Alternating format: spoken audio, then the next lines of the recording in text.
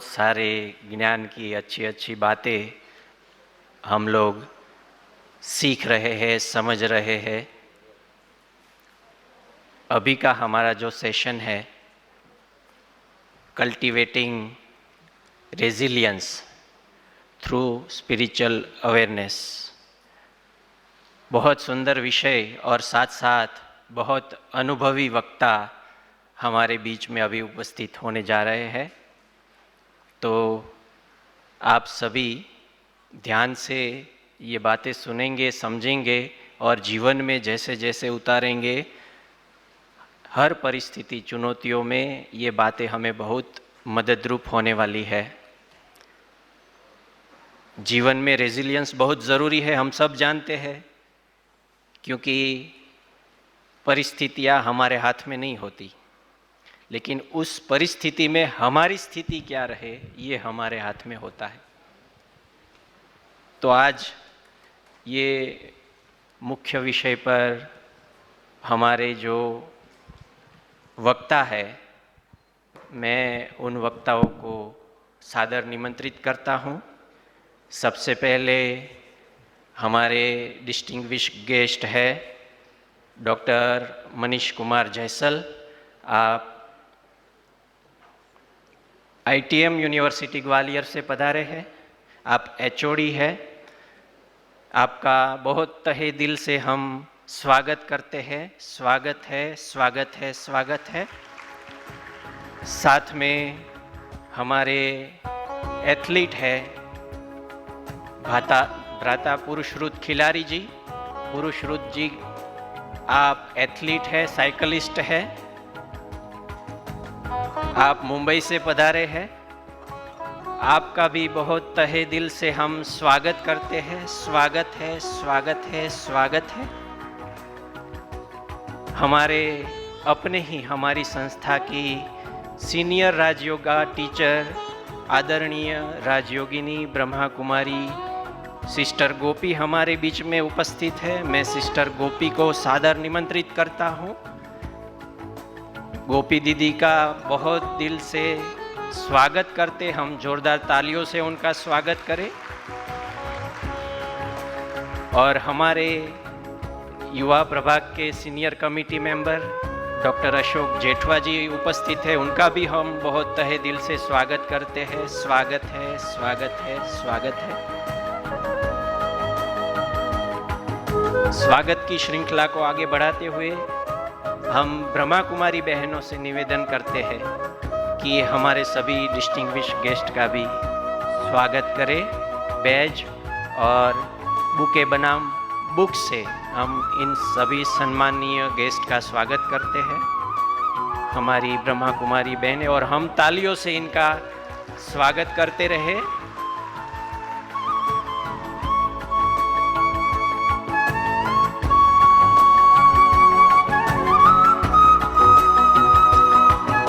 आज अलग अलग फील्ड से हमारे पास ये गेस्ट अवेलेबल है। एक पत्रकारिता से जुड़े हुए हमारे भ्राता डॉक्टर मनीष कुमार जैसल जी है। दूसरे हमारे एथलीट स्पोर्ट्समैन पुरुषरुत खिलारी जी है। साथ में गवर्नमेंट जॉब जो कर रहे हैं,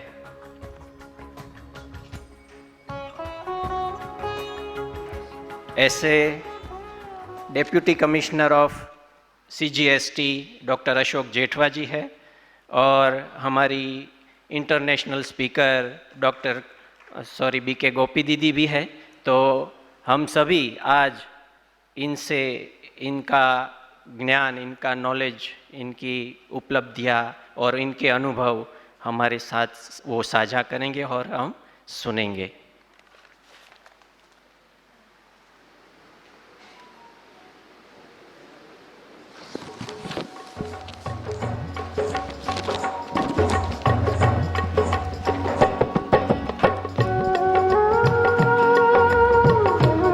ओम शांति। अभी हमारे सेशन की शुरुआत करने से पहले 1 मिनट के लिए हम उस प्रभु परमात्मा की याद में बैठेंगे।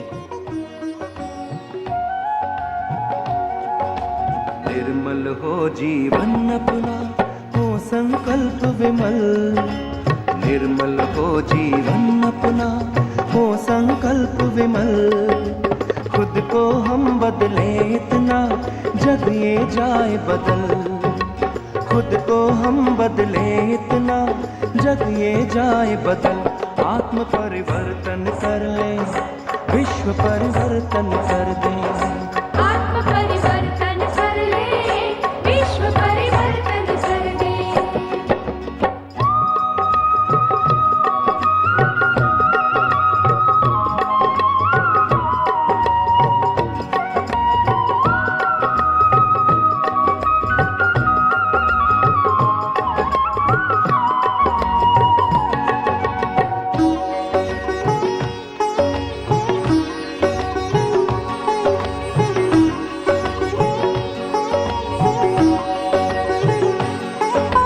भला करो और जाओ भूल, भला करो और जाओ भूल। हो अपना बस यही उसूल। शूल बिछाए कोई पथ में, तो भी बिछाना हमको फूल। तो भी बिछाना हमको फूल। शुभ संकल्पों के मोती, सुख के रचे महल। शुभ संकल्पों के मोती, सुख के रचे महल। खुद को हम बदले इतना, जग ये जाए बदल। खुद को हम बदले इतना, जग ये जाए बदल। आत्म परिवर्तन कर ले, विश्व परिवर्तन।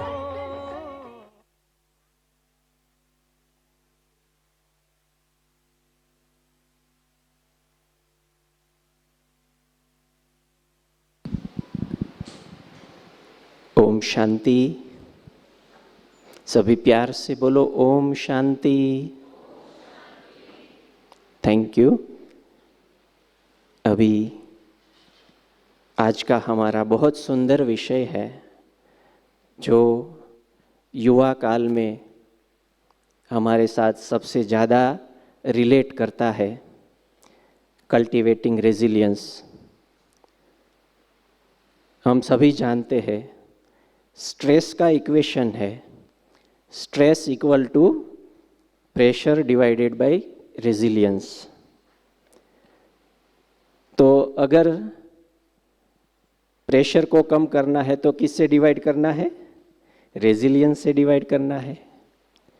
और रेजिलियंस की सबसे ज़्यादा ज़रूरत कब पड़ती है? जब जीवन में कोई भी चुनौतियाँ आती है, विपरीत परिस्थिति आती है, अचानक से कुछ हो जाता है, उस समय पे सबसे ज़्यादा ज़रूरत है रेजिलियंस की।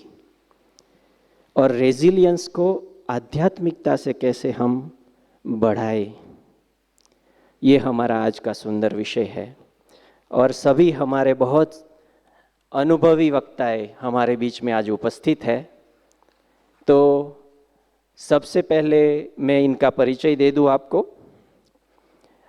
हमारे अशोक भाई जेठवा जी, जो पीएचडी इन केमिस्ट्री है, आप अहमदाबाद में अभी सीजीएसटी में डेप्यूटी कमिश्नर के रूप में कार्यरत है। और ब्रह्मा कुमारी के साथ पिछले 27 सालों से 27 ईयर्स से आप जुड़े हुए हैं और ये राजयोगा अभ्यास कर रहे हैं। तो ऐसे डॉक्टर साहब हमारे बीच में है, अनुभवी हैं। साथ में डॉक्टर मनीष कुमार जैसल जी, आप एचओडी है आईटीएम यूनिवर्सिटी ग्वालियर से। उनका मेन जो विभाग है पत्रकारिता एवं जनसंचार विभाग, तो आप वहाँ पे एचओडी के रूप में कार्यरत है। उन्होंने महात्मा गांधी अंतर्राष्ट्रीय हिंदी विश्वविद्यालय वर्धा से सिनेमा अध्ययन में एमफिल एवं पीएचडी की उपाधि प्राप्त की है। साथ ही उन्होंने विभिन्न केंद्रीय विश्वविद्यालयों से जनसंचार एवं पत्रकारिता, समाजशास्त्र तथा पॉलिटिकल साइंस में बैचलर की उपाधि प्राप्त की है, डिग्री प्राप्त की है। साथ साथ आपने बहुत सारे ट्रेनिंग्स भी करवाए हैं। 100 से अधिक प्रशिक्षण सत्रों का संचालन विभिन्न समूहों, छात्रों, महिलाओं, समुदाय, बैंक कर्मी, ग्रामीण एवं बहुत सारे लोगों के लिए इन्होंने पाठशालाएं कार्यशालाएं ली है। 10 से अधिक एनजीओ के सदस्यों को विजुअल स्टोरी टेलिंग का भी प्रशिक्षण दिया हुआ है। लेखन क्षेत्र में भी आपने महारत हासिल किया है और 3 पुस्तकें इन्होंने लिखी है। फिल्मों का अंजुमन, मुजफ्फर अली, फिल्म सेंसरशिप के 100 वर्ष, खंड 1 और 2, और पूर्वोत्तर भारत की सिने संस्कृति और राजनीति। तो ये बहुत सुंदर 3 पुस्तकें भी इनके द्वारा लिखी गई है। आप इसके अलावा स्वतंत्र पत्रकार के रूप में आईचोक, जनसत्ता, अमर उजाला से भी जुड़े रहे हैं और screen writer association of India के सदस्य भी है। तो इनका बहुआयामी अनुभव हम सभी को आज लाभान्वित करेगा। बहुत बहुत स्वागत है भाई साहब। और हमारे बीच में हमारी आदरणीय सम्माननीय राजयोगिनी सिस्टर गोपी भी उपस्थित है। आप इंटरनेशनल यूथ के साथ काम कर रही है, जुड़ी हुई है और आप बेसिकली यूके से बिलोंग करती है। 49 कंट्रीज़ में आपने डिफरेंट यूथ ऑर्गेनाइजेशंस, IYF के रूप में युवाओं के साथ बहुत सारी एक्टिविटीज़ आपने की हुई है। जो मिनिस्टर्स काउंसिल होती है UN की यूथ के लिए जो कार्य करती है वहाँ पे भी आपने कार्य किया हुआ है, अपना लेक्चर्स, सेमिनार्स दिया हुआ है। प्रेजेंटली आप ब्रह्मा कुमारीज के हेडक्वार्टर माउंट आबू राजस्थान में पर्यावरण, हेल्थ एंड सेफ्टी इनिशिएटिव के तहत जो new biogas solid waste recycling plant setup करवाने में अहम रोल निभाया है और जो पूरे राजस्थान के ग्रामीण इलाकों में first of its kind biogas plant बनाया गया है, उनमें आपने अहम रोल अदा किया है। तो ऐसी वक्ता हमारे बीच में आदरणीय सम्माननीय गोपी दीदी हैं। आपका बहुत बहुत तहे दिल से हम स्वागत करते हैं। और साथ में हमारे एथलीट भाई, स्पोर्ट्स पर्सन, पुरुषरुत खिलाड़ी जी हमारे बीच में है, एकदम हमारे जैसे यंग और स्पोर्ट्स मैन, जिनका बैचलर ऑफ मैनेजमेंट स्टडीज़ में आपने क्वालिफिकेशन है। प्रोफेशन में अभी आप cycling sports manager and cycling brand ambassador eight Decathlon sports India में आप कार्यरत है।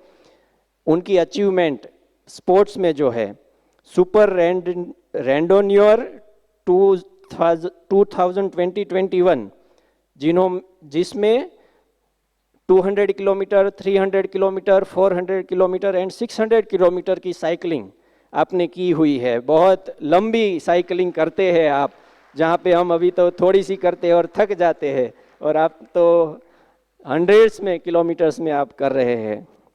उन्होंने शुरुआत अपनी जर्नी की थी ultra starting with Deccan cliffhanger in 2021 Pune to Goa race. उसके बाद आप first RAAM qualified at 8th edition of the Deccan Cliffhanger, 31 hours 18 minutes 19 second continuously आपने ये साइकिलिंग वाला किया हुआ है। बहुत बहुत ऐसी अचीवमेंट्स आपने की है। First place in finish at the great Himalayan ultra 600 kms 2022 race in Leh में आपने फर्स्ट प्लेस लिया है। Second place finish at ultra spice 1780 kilometres 2023। तो ऐसी बहुत सारी प्रतिभाएं, बहुत सारा एथलीट स्पोर्ट्स में आपने अच्छे से योगदान दिया हुआ है। यंग एज में बहुत अच्छे से आप कार्यरत है। तो ऐसी सारी प्रतिभाएं, महानुभाव हमारे बीच में है। सभी अलग अलग फील्ड से है, तो हमें सभी के अनुभव आज बहुत काम में आएंगे हमारे जीवन में, लाइफ में। जब भी चुनौती आएगी तो प्रैक्टिकल अनुभव इनके सबके हमें ये अनुभव काम में आएंगे। तो सबसे पहले हम हमारे जो एथलीट भाई है पुरुषरुत जी, उनसे ही शुरू करते हैं। आप युवा काल में बहुत सारे उपलब्धियां लेकर, स्पोर्ट्समैन बनकर, बहुत सारे अचीवमेंट्स लेकर आप यहाँ आए हैं। तो ये अचीवमेंट लेने में बहुत सारी चुनौतियाँ भी आई होंगी, कभी फेल्योर भी मिला होगा। तो आपके जीवन का वो कोई ऐसा अनुभव आप सुनाइए कि जहाँ पे आपको ऐसा हुआ कि फेलियर मिला या विपरीत परिस्थितियाँ आई और उसके बाद आप उसमें से कैसे बाहर निकले, आप आपका अनुभव साझा करें।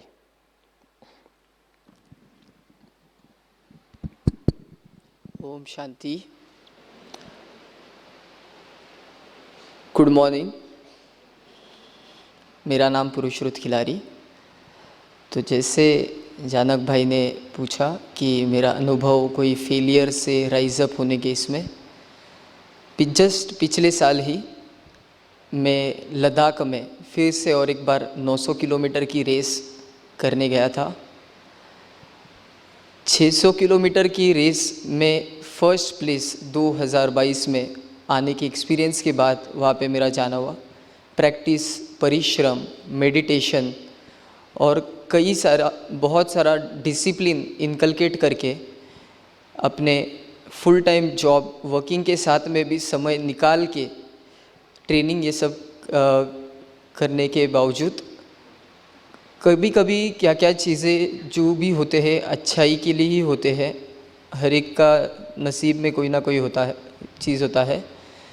तो जैसे ही मैं लेह लद्दाख में मेरा पहुंचना हुआ पिछले साल अगस्त में, सारी प्रैक्टिस राइड्स मेरी करके हुई थी। रेस के 3 दिन पहले ही मुझे बहुत बुखार आने लगा दिन में, मतलब 2 से 3 बार टैबलेट्स लेके भी मैं ठीक नहीं हो रहा था। तो वहाँ पे हॉस्पिटलाइजेशन होने के बाद मुझे पता चला कि मलेरिया डिटेक्ट हुआ है। तो आप ही सोच सकते हो, आप पूरा साल भर एक इवेंट के लिए प्रैक्टिस कर रहे हो, उसके पिछले सालों के भी आपका परिश्रम है, उतना ट्रेनिंग उस लेवल पे जहाँ पे चलने पर भी सांस फूलती है, वहाँ पे 900 किलोमीटर की रेस करने का धाड़स जुड़ाने, प्रैक्टिस करके भी वहाँ पे जाने। तो ये रेस जब चालू होने के 2 दिन पहले ही हॉस्पिटलाइज था मैं, पर तो भी उस समय मैंने खुद का आत्मबल कभी ऐसा कम होने नहीं दिया। वहाँ पे भी हॉस्पिटलाइज होने के बावजूद मैं मेडिटेशन करके वही चिंतन करता था कि मैं ठीक हो जाऊँ, मैं ये रेस कर सकूँ। तो वो रेस अनफॉर्चुनेटली मैं कर नहीं पाया। जैसे मैंने कहा, नसीब में मेरा शायद से और कुछ था उस समय। तो वो एक मेरे लिए आज तक एक सबसे बड़ा सेटबैक रहा है कि पूरी तैयारी करके मैं कोई रेस स्टार्ट नहीं कर पाया। अभी मैं नसीबवान हूँ कि जितने भी सारे इवेंट्स में मैंने पार्टिसिपेट किया है, मैं सारे फिनिश कर पाया या तो मैं पोडियम ला पाया। तो ये एक छोटा सेटबैक मेरे लिए आज तक रहा।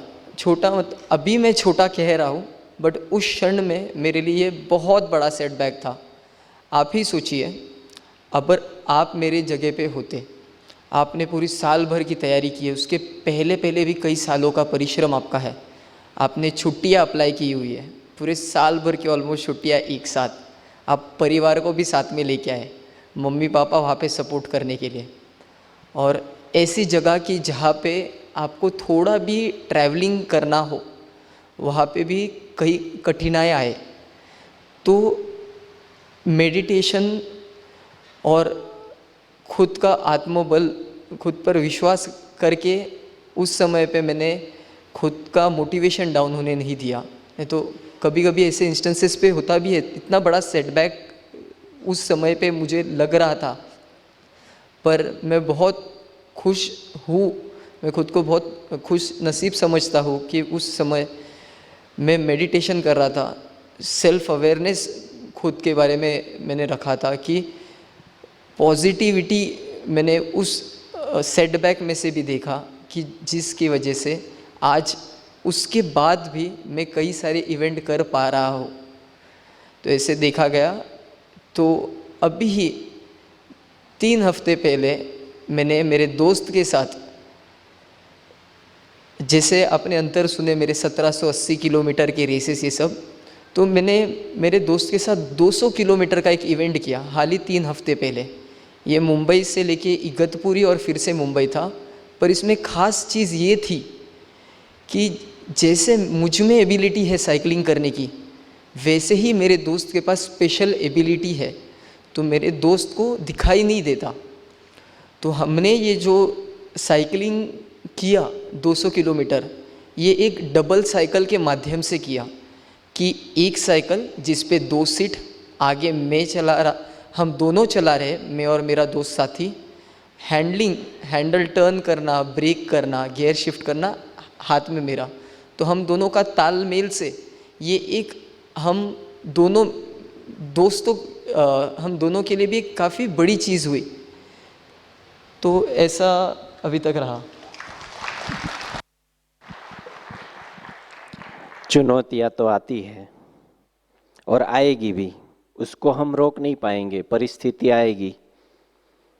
लेकिन उस परिस्थिति में हम क्या कर सकते हैं, जो पुरुषोत्तम भाई ने बताया कि मैं मेडिटेशन करता था, पॉजिटिव थॉट्स जो थे, उन्होंने इनको बहुत मदद की, जिसकी वजह से आज फिर से वो अपने क्षेत्र में और आगे बढ़ने का लक्ष्य लेकर चल रहे हैं। और अभी रिसेंटली उन्होंने कार्य भी किया कि दोस्त के साथ मिलकर लंबा सफ़र तय किया अपनी साइकिल पे। तो ऐसी ही सफ़र लेकर हमारे बीच में डॉक्टर अशोक जेठवा जी उपस्थित है, जो एक ग्रामीण क्षेत्र से आते हैं, जो एक गुजरात का छोटा सा कस्बा है। वहाँ से निकलकर आपने पीएचडी केमिस्ट्री में किया है और साथ साथ गवर्नमेंट जॉब में बहुत अच्छी पोजीशन पे पहुँचे हैं। ब्रह्मा कुमारी के साथ भी पिछले 27 सालों से जब जुड़े हैं, तो हम आपसे सुनना चाहते हैं कि आपने अपने लाइफ में जो स्ट्रगल किया है, उसमें कभी ऐसा क्षण भी आया होगा जब आपको लगा कि अभी मेरे से नहीं हो पा रहा है, क्या होगा, कैसे होगा, बहुत सारे सवाल आए होंगे, टेंशन आया होगा, स्ट्रेस आया होगा।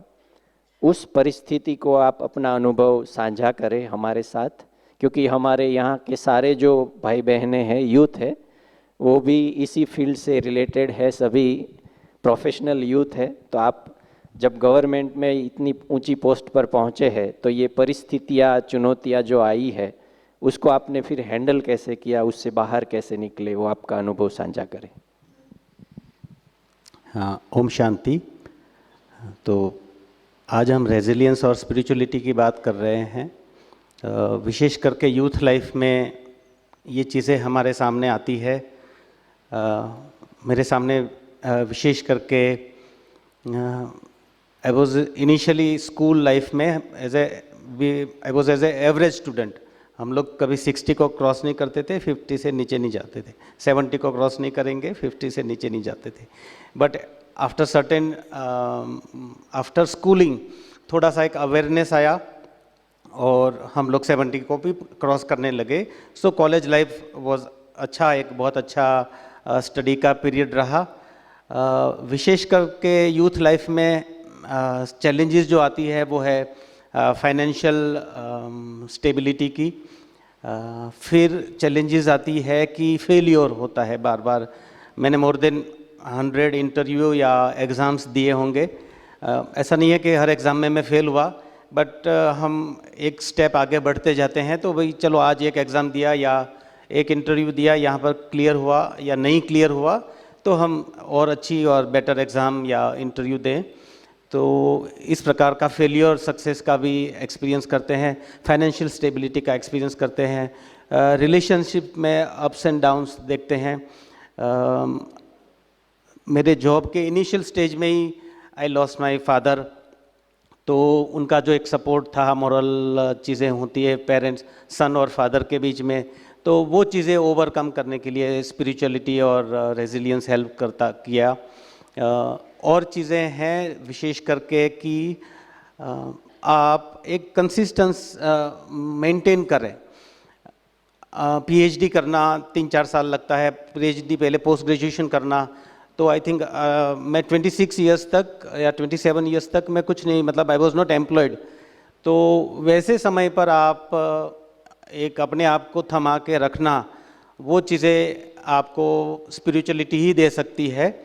तो इस प्रकार से यूथ लाइफ में हम पॉवर्टी है, छोटा सा एजुकेशन से रिलेटेड है, रिलेशन से रिलेटेड है, फाइनेंशियल स्टेबिलिटी है, ये चीज़ें अलग अलग प्रॉब्लम्स जो फेस करते हैं उसमें हमें रेजिलियंस या स्पिरिचुअलिटी का प्रैक्टिस करते हैं या किया, तो वो चीज़ें मुझे काफ़ी मदद किया।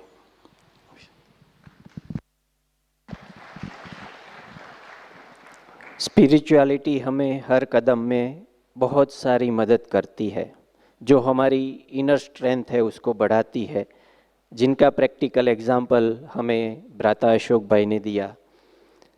अभी युवाओं के साथ हर हमेश काम करने वाले ऐसे हमारे डिस्टिंग्विश गेस्ट HOD साहब हमारे बीच में है, मनीष जी। तो वो तो जो यूनिवर्सिटी में काम कर रहे हैं वहाँ तो हमेशा उनको युवाओं के साथ ही काम करना है, और युवाओं के बहुत सारे प्रश्न आपके सामने आते होंगे, इंटरेक्शन होता होगा, पूछते भी होंगे कि सर आगे हमारा भविष्य क्या होगा, अगर हमें जॉब मिलेगी नहीं मिलेगी तो हमारा क्या होगा। तो ऐसी जो बातें आपके सामने आती है उस समय आप युवाओं को रेजिलियंस बढ़ाने के लिए क्या करना चाहिए, ऐसी जो बातें आती है वो बातें भी बताइए, और उस समय युवाओं को रेजिलियंस बढ़ाने के लिए क्या करना चाहिए, आप अपने अनुभव साझा करें। ओम शांति। माउंट आबू आके तो बहुत अच्छा लगता है। मैं अपने आप को डिटॉक्स करने यहाँ आता हूँ। दुनिया भर की खबरों के बीच में, दुनिया भर के एक तरीके से जो निगेटिव माहौल है, उस माहौल को थोड़ा कम करने के लिए, कई हद तक तो पूरा ही खत्म हो जाता है। अगर यहाँ 3 दिन आप रहिए और रहने के बाद आप अपनी दुनिया में जाइए तो आपको खुद अनुभव होता है। सवाल जब क्लासरूम से निकल के आते हैं, आप जैसे युवा हमारे बीच में आते हैं, मैं भी युवा ही हूँ, बहुत कम उम्र में ऐसा लगता है कि युवाओं के सवालों के जवाब दे रहा हूँ, तो इसलिए भी अपने आप को इस्टेब्लिश करना, उनके सवाल के जवाब देना मेरे लिए थोड़ा चैलेंजिंग होता है, लेकिन उनके सवालों के जवाब दे पाता हूँ क्योंकि पोजीशन भी हो गई है। मीडिया के छात्र जब सवाल पूछते हैं या किसी और फील्ड के छात्र सवाल पूछते हैं कि हमारा करियर कहाँ जाएगा, हम क्या करें, तो मुझे सबसे पहला सवाल उनके पेरेंट्स का जो होता है, मैं उस पर ज़्यादा फोकस करता हूँ। कई बार पेरेंट्स अपने सपनों को अपने बच्चों पर लाद देते हैं। सवाल वहाँ से शुरू हो जाता है कि आपको इंजीनियर बनना है, डॉक्टर बनना है, CA बनना है, या ये बनना है, ये बनना है, ये बनना है। अब बच्चे को नहीं बनना है इनमें से कुछ भी, बच्चे को कुछ और बनना है। उसको हो सकता है परफॉर्मिंग आर्ट में जाना हो सकता है उसको सिंगर बनना हो सकता है उसको गिटारिस्ट बनना हो सकता है उसको स्विमर बनना हो सकता है उसको एथलीट में जाना हो। तब बड़ा संकट शुरू होता है। तब वो क्योंकि छात्र है तो क्लासरूम में ज़्यादा रहता है, तो वो सवाल अपने टीचर से पूछ सकता है। तब हम अपने स्टूडेंट से बात करते हैं कि तुम्हें करना क्या है, बताओ। करियर काउंसलिंग टाइप का एक माहौल मिल देते हैं हम उन्हें कि आप अपने मन का बताओ कि तुम्हें क्या करना है। फोटोग्राफी में जाना है। अब छात्र जो है मीडिया में भी जब आ जाता है तो उसको भी ये नहीं पता कि मुझे अब मीडिया में भी किस में जाना है, क्योंकि बहुत बड़ी फील्ड है। तब उससे बात करते हैं कि फ़ोटोग्राफी में जाना है, आपको ट्रैवलॉगर बनना है, आपको सोशल मीडिया इन्फ्लुएंसर बनना है, या आपको सिर्फ रील बनानी है, या गाड़ी में प्रेस लिखाना है, सिर्फ उसके लिए ये डिग्री कर रहे हो। तो उनसे हम संवाद स्थापित करते हैं। दुनिया में किसी भी चीज़ का हल संवाद से हल हो सकता है। आप बातचीत नहीं करेंगे, आप अपने मन की बात नहीं रखेंगे, तो कोई भी ताकत आपका सलूशन नहीं बता सकती है। तो जब मैं अपने छात्रों के बीच में होता हूँ तो वो जब बात करते हैं तो पता चल जाता है कि इसका लेवल या ये इधर नहीं आना चाहता, उसको जाना उधर है। लेकिन पेरेंट्स का भी एक दबाव है, क्योंकि पेरेंट्स ने फीस दी है, पेरेंट्स का सपना है उसको डॉक्टर बनाना ही है। कम से कम 1-2 बार ट्राई तो करना ही करना है। तब मैं कहता हूँ कि पेरेंट्स से खिलाफ मत जाइए, ट्राई करिए और बेटर ट्राई करिए। हो सकता है कई बार मैं देखता हूँ कि लल्लन टॉप जैसा बड़ा चैनल, उसमें आप देखिए तो अधिकतर जो पत्रकार हैं वो अलग अलग फील्ड से आए हुए हैं। तो हो सकता है कॉमर्स का बच्चा जब मीडिया में आए तो वो बहुत अच्छी बिजनेस जर्नलिज्म करने लगे, बिजनेस पत्रकारिता करे, या स्पोर्ट्स का बहुत अच्छा कोई एथलीट बहुत अच्छी रिपोर्टिंग मीडिया पर्सन बन सकता है। तब हम लोग बात करते हैं कि दृढ़ता आप अपने जीवन में लाइए कि मुझे ये करना है। पेरेंट्स जो कह रहे हैं मैं उसको एक बार ट्राई कर लेता हूँ, लेकिन मुझे जो करना है मुझे भूलना नहीं है। और इसका खुद नमूना मैं खुद भी हूँ, क्योंकि मैं खुद भी बीएससी इलेक्ट्रॉनिक्स करने के बाद मैंने लाइन चेंज की है घर वालों की वजह से, और घर वाले सुन भी रहे होंगे तो कहेंगे भी। लेकिन अच्छा लगता है जब आप अपने खुद के फैसले पर अडिग रहते हैं और उसको फिर चैलेंज करते हैं कि मैंने कर लिया और आज मैं इस तरीके से ये काम कर रहा हूँ। तो दृढ़ता आप लाइए, लेकिन निगेटिविटी के साथ नहीं। आप खिलाफ मत होइए पेरेंट्स के। उनका एक सपना है, देखा हुआ है, कमी है, थोड़ा साक्षरता की कमी है देश में, हम उसको कई तरीके से देख सकते हैं। लेकिन आप अनुभव करेंगे, खुद के अनुभव से आप पेरेंट्स को समझाएंगे, वार्तालाप करेंगे, संवाद स्थापित करेंगे तो हल निकलेगा। किसी ने कहा भी है कि ना हम सफ़र ना हम नसीब से निकलेगा, हमारे पाँव का कांटा हम ही से निकलेगा। तो थैंक यू।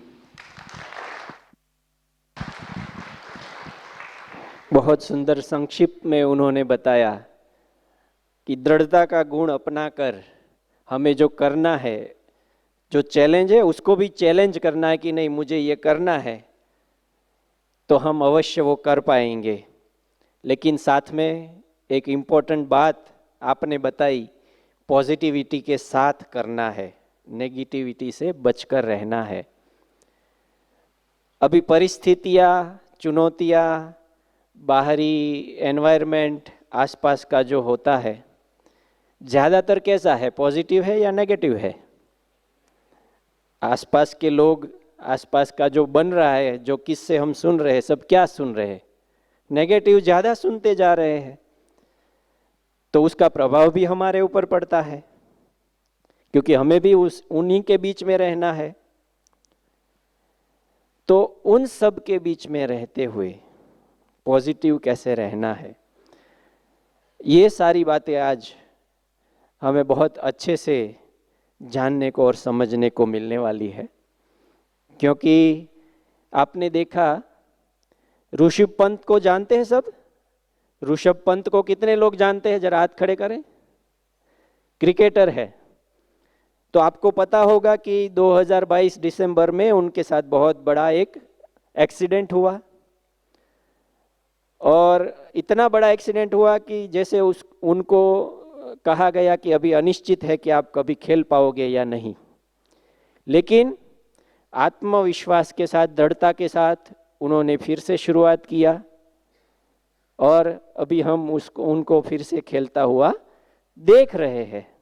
तो ये जो रेजिलियंस था उनके अंदर, उसकी वजह से वो आज फिर से अच्छे से खेल रहे हैं। अभी रिसेंटली T20 ने उन्होंने शतक भी लगाया है। तो ये रेजिलियंस पावर, रेजिलियंस जिसको हम बोलते हैं, इनर स्ट्रेंथ जिसको हम बोलते हैं, वो आध्यात्मिकता के साथ जुड़कर हमें कैसे मिलेगी? तो आध्यात्मिकता के ऊपर हमें मार्गदर्शन करने के लिए हमारे बीच में गोपी दीदी है। आपसे हम पहले तो ये सुनना पसंद करेंगे कि आप यूके में रहकर, बाहरी देशों में बहुत सारी संस्थाओं के साथ जुड़कर, युवाओं के साथ जुड़कर जब ये कार्य करते हैं, तो यहाँ भारत में, अपने देश में तो स्पिरिचुअलिटी को इजीली एक्सेप्ट कर लेते हैं, अडॉप्ट कर लेते हैं, बातें सुनते हैं। लेकिन बाहर के देशों में आप जब जाते हैं तो वहाँ की परिस्थिति क्या होती है, वहाँ के लोग कैसे इसको अडॉप्ट करते हैं, और आध्यात्मिकता जो रेजिलियंस को बढ़ाने में कैसे मददरूप होती है सारी परिस्थितियों में, उनके ऊपर आदरणीय सम्माननीय गोपी दीदी जी हमें बताए। गोपी दीदी जी।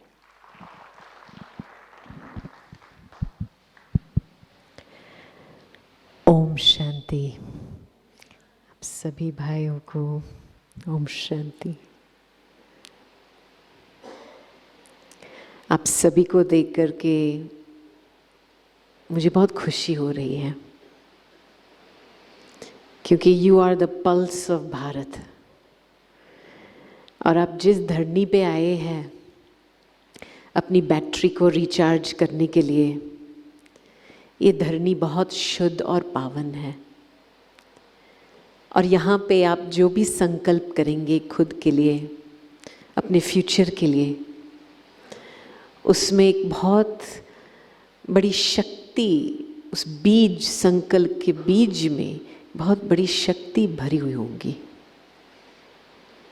तो मुझे अंदर से कॉन्फिडेंस डेफिनेटली आता है कि आप सभी के फ्यूचर के लिए जो आप अभी यहाँ पे आकर के जो भी कार्य कर रहे हैं, सेशंस अटेंड कर रहे हैं, स्व परिवर्तन की प्रेरणा ले रहे हैं, उसमें आपको अवश्य सफलता प्राप्त होंगी। हम बहुत सालों से पूरा विश्व का भ्रमण किया है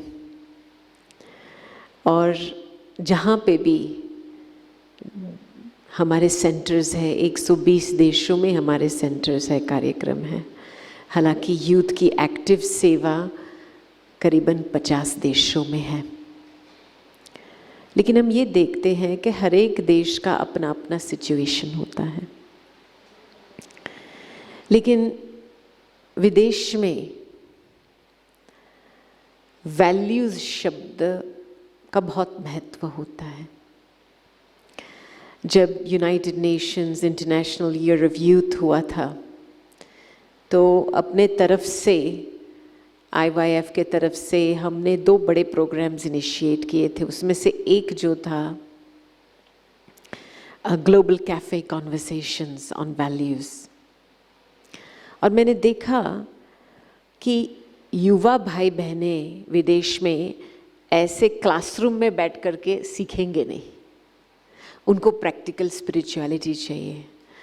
उनके जो भी एनवायरनमेंट है, उनके जो सोशल सर्कल्स है, उसमें चीज़ इंटीग्रेट करके ही हम उनको सिखा सकते हैं। मैं आपको एक छोटा सा उदाहरण देती हूँ। फ्रांस में हमने जब ये प्रोजेक्ट शुरू किया था, तो हमारी जो टीम थी युवा भाई बहनों की, उन्होंने मिल करके दे identified 6 to 8 different core values that the youth need at that time. फिर उन्होंने क्या किया, north, south, east, west, Paris को पकड़ा जो कैपिटल सिटी है, नॉर्थ, साउथ, ईस्ट, वेस्ट जो भी मेन कैफ़ेज़ है जो मशहूर है, जहाँ पे युवा भाई बहनों सब हैंग आउट होते हैं, दे आइडेंटिफाइड दोज कैफ़ेज़।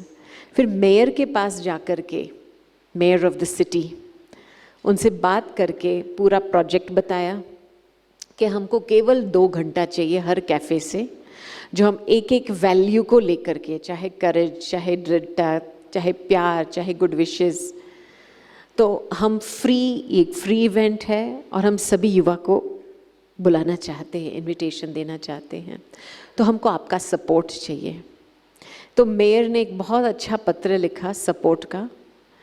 तो पूरी टीम गई, सारे कैफ़ेज़ में जा कर के पूरे स्लॉट्स फिक्स किए थे कि इस कैफ़े में ये वैल्यू की चर्चा होंगी, इस कैफ़े में ये वैल्यू इस टाइम से। तो पूरा मेन्यू बनाया था, जैसे आप कैफ़े में जाते, रेस्टोरेंट में जाते, खाने का मेन्यू बनता है।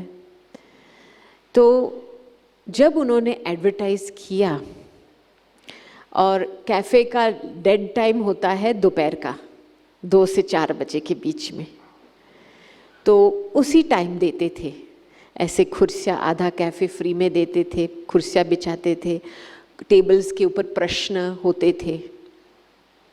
और आप मानो नहीं, इतना सक्सेस हुआ ये प्रोग्राम कि उनको मेयर से अवार्ड मिला, क्योंकि चारों तरफ से युवा भाई बहनें सेंटर में तो नहीं आएंगे, लेकिन कैफ़े में आकर के जो वैल्यूज़ के ऊपर कॉन्वर्सेशन शुरू हुआ है, वो एक जैसे एक माध्यम बनता है उनको अपनी आंतरिक दुनिया के अंदर जाने के लिए। And you know, resilience is a word that's become very fashionable, but I don't believe in resilience.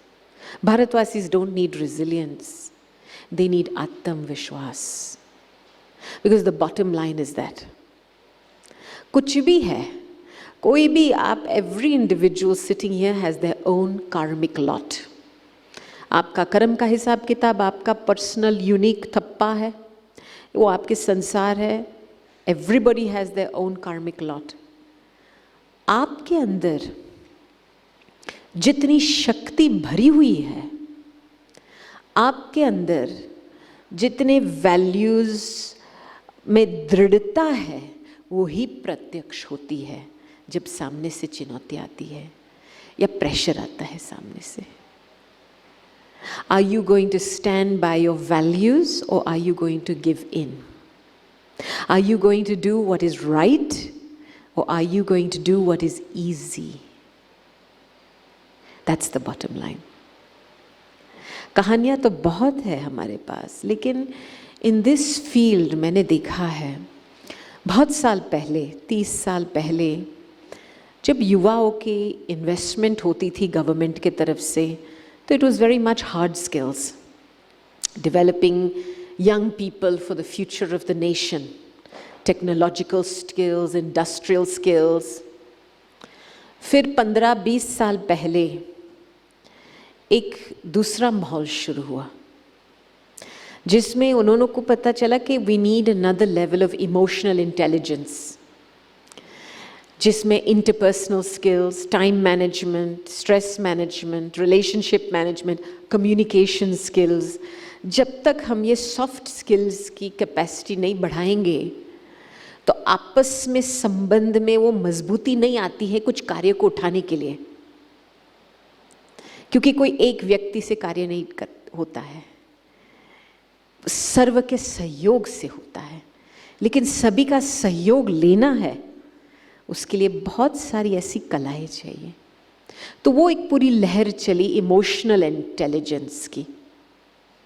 और पिछले मैं कहूँगी 8-10 साल में एक नया चैप्टर खुला है जिसमें भल युवाओं के पास कैपेसिटी भी है लेकिन अंदर की स्पिरिचुअल मोटिवेशन नहीं है, विलिंगनेस नहीं है कुछ कार्य करने के लिए। So for me, the issue in Bharat is not about resilience, it's about spiritual sustainability. अंदर से लेकर के you can develop yourself at the level of skills, achievements, this, but if internally you're not spiritually motivated, then you can't bring renewal and transformation. और हम कहेंगे जो सूक्ष्म energy है, आपने अपने दुश्मन को दोस्त बना दिया है, यह है आत्मविश्वास की कमाल। Because change begins at that level, not at the level of trying to prove your physical skills. And this is where in the spiritual field, हम जब लॉ की पढ़ाई कर रहे थे तो हमको ऑक्सफोर्ड यूनिवर्सिटी में एंट्री दिया था, और जब हम देखने के लिए गए थे वहाँ का रहन सहन, वहाँ का ट्यूटर, क्योंकि वहाँ एक ट्यूटर सिस्टम चलता है, तभी मुझे अंदर से लगा मुझे यहाँ नहीं पढ़ना है। मेरा पूरा परिवार थॉट आई वाज क्रेजी कि आपको इतनी अच्छी यूनिवर्सिटी में एंट्री मिल रही है और आप मना कर रहे हैं। मैंने फिर एक दूसरी यूनिवर्सिटी चूज़ किया था जो हमारे घर से नज़दीक था, जिसमें इंटरनेशनल लॉ का सब्जेक्ट अच्छा था, और उसमें से 2 साल के बाद एक थोड़ा सा 6 मास का वर्क एक्सपीरियंस होता है। तो हमने क्रिमिनल लॉ फर्म में 6 मास के लिए हम ज्वाइन हुए थे, और वहाँ का जो CEO था अच्छा था, लेकिन हर रोज़ हमको इतने सारे केस पढ़ने होते थे, फिर आप लॉ कोर्ट में जा कर के उसका सार बताना होता था, तो इट्स प्रिटी इंटेंस। और हम देखते थे लॉ कोर्ट्स में the decision went with the money ले, राइट। और बहनों के प्रति, फीमेल्स के प्रति बहुत ज़्यादा डिस्क्रिमिनेशन था, मैंने आँखों से देखा था। तो द CEO टेल्स मी, आप में इंटेलिजेंस बहुत है, स्किल्स बहुत है, आप आगे बहुत जा सकते हैं, लेकिन आपके रास्ते में 2 प्रकार की रुकावट आएंगी। 1 because you're female and 2 because you're Asian. I didn't feel bad about it, क्योंकि ये रियलिटी देख रही थी और मुझे तो नॉनसेंस लग रहा था। मैं तो 8 साल की उम्र से मेडिटेशन कर रही हूँ, मुझे इस चमड़ी से क्या मतलब है। 99% of the identity crisis people are facing in the world is something that is only 1/17 of an inch thick, the skin. और जब मेडिटेशन का अभ्यास नहीं होता है, then everything is about this. Everything is about how you look, how you project yourself to the world, what people think about you. And that is a foundation for very, very weak self-respect. So one of the things is that we have to deeply understand कि स्थूल को सूक्ष्म चला रहा है। ये जड़ चीज है, इसको चलाने वाली एक सूक्ष्म चैतन्य शक्ति है। और जब तक आपने उस शक्ति को महसूस नहीं किया, आपने अपने पावर को महसूस नहीं किया है। तो on what basis are you creating your self-respect? On what basis are you demonstrating resilience? तो इसीलिए this is not a word I'm fond of. क्योंकि मैं रियलिटी में जब नीचे जाकर के देखती हूँ, there is a real issue of a lack of आत्मविश्वास. The belief in me as a subtle being, a soul that is full of all virtues and powers. ठीक है?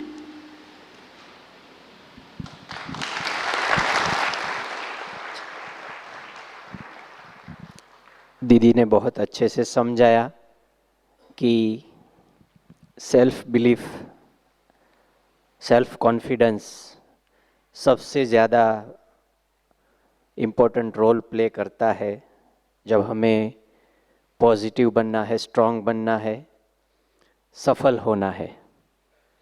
और वहाँ पे ही हम सबसे ज़्यादा लैग कर रहे हैं। और जैसे मैंने पहले बताया कि आजकल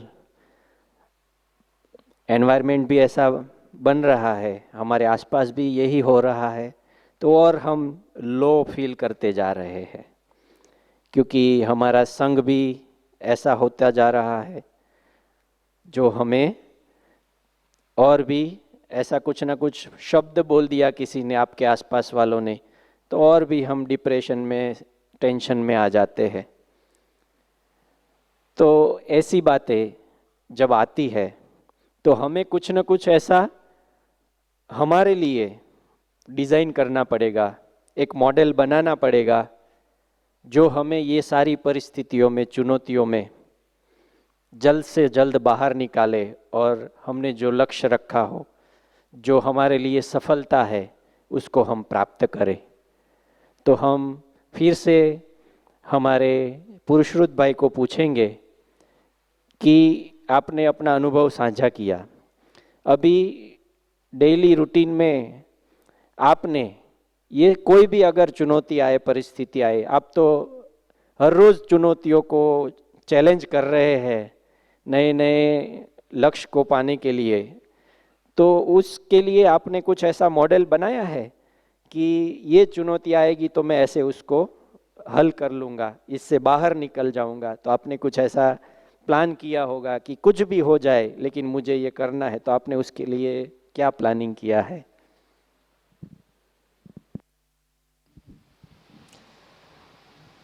तो जैसे हमने अभी थोड़े समय पहले सुना कि हम हर एक जन यूनिक है। आज के समय में हमें खुद के बारे में सेल्फ टॉक, जब तक हम खुद बात नहीं करेंगे, हम खुद सोचेंगे नहीं, तब तक हम कोई भी चीज़ कर नहीं पाएंगे। तो जहाँ पे सवाल देने की बात आई, तो जब भी मुझे कुछ भी अचीव करना होता है या मेरे शेड्यूल में, मैंने एक चीज़ हमेशा ध्यान में रखी हुई है कि कोई भी चीज़ एक अचीव करने के बाद कैसे हम उसे इम्प्रूव कर सके, उस चीज़ के बारे में हमेशा मेरा ध्यान उस चीज़ पर होता है। और आपका प्रोग्रेशन कोई भी फील्ड में, अभी मैं आपको स्पोर्ट्स के बारे में ज़्यादा बता पाऊँगा आज के इसमें, कंसिस्टेंसी एक बहुत इम्पॉर्टेंट चीज़ है।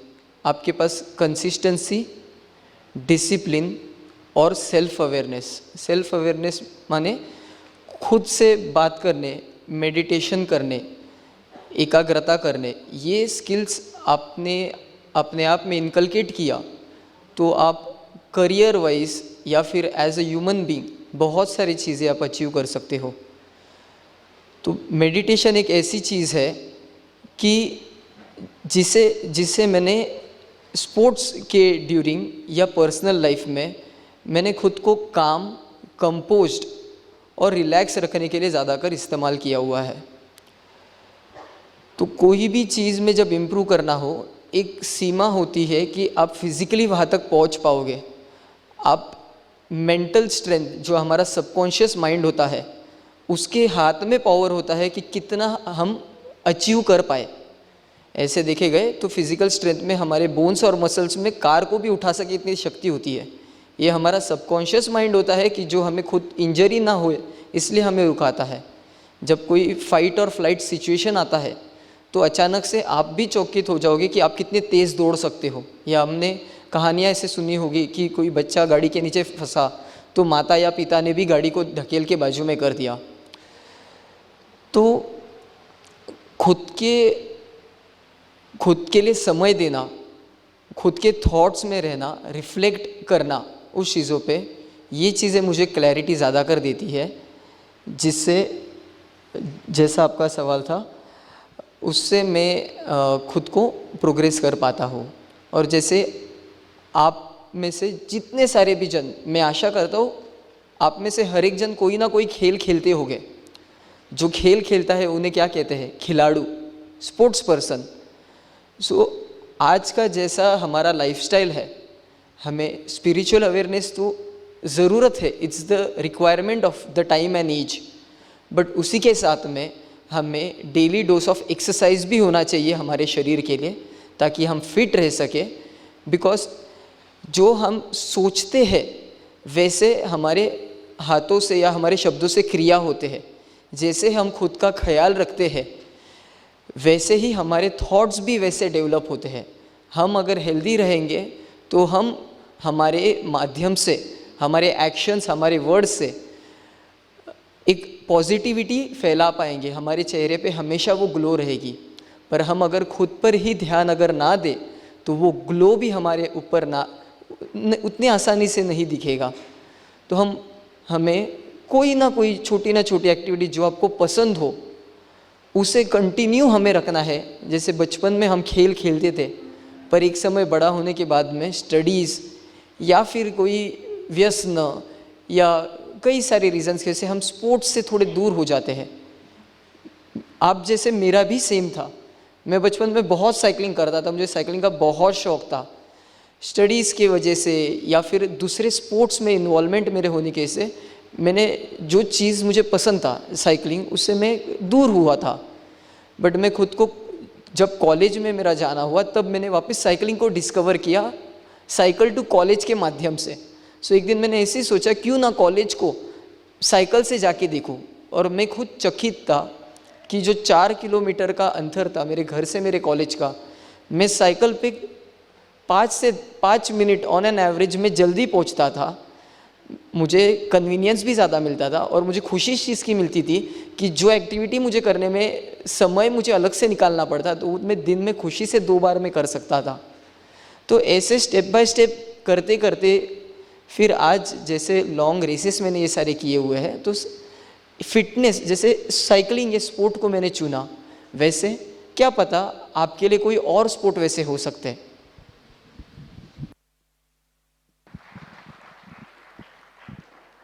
बहुत सुंदर थोड़े से शब्दों में अपने अनुभव के साथ उन्होंने अपना एटीट्यूड बताया कि कौन सा एटीट्यूड हम अपने साथ रखें जिससे हम अपनी जो हॉबी है या जो भी हम करना चाहते हैं जिस भी फील्ड में, उन्होंने अपना अनुभव साइकिलिंग के बारे में बताया। लेकिन हम ये सभी जगह लागू कर सकते हैं है ना, कि एक तो कंसिस्टेंसी चाहिए, डिसिप्लिन चाहिए, और सेल्फ अवेयरनेस उन्होंने बताया। मेडिटेशन कितना बड़ा रोल प्ले करता है वो अपने अनुभव से बता रहे हैं। तो जब हम ये सब करने लगते हैं फिर धीरे धीरे अनुभव आता है। जो पहली बार मेडिटेशन करता है तो इतना अनुभव नहीं होता है। हम क्या कर रहे हैं, कई बार तो नींद आ जाती है। कितने लोगों को मेडिटेशन के टाइम नींद आ जाती है? होता है। तो जब हम करने बैठते हैं तो हमें ये क्या हो रहा है, हमें क्यों नींद आ रही है, और कई बार लगता है कि नींद आना ही मेडिटेशन है। तो ये सारी चीजें हमारे जीवन में जैसे जैसे हम अनुभव करते जाएंगे, सीखते जाएंगे।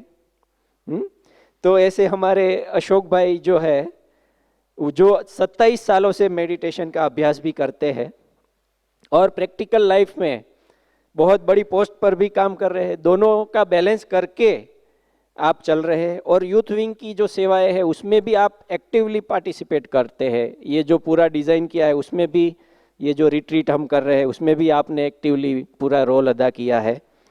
तो ये सारी चीज़ें करते हुए जो स्पिरिचुअलिटी है वो हमें बैलेंस करने में कैसे मदद करती है, और हमारी अंदरूनी शक्ति जिसको बोलते हैं, रेजिलिएंट जिसको बोलते हैं, तो वो कैसे बढ़ाती है, इसके बारे में आप बताएंगे।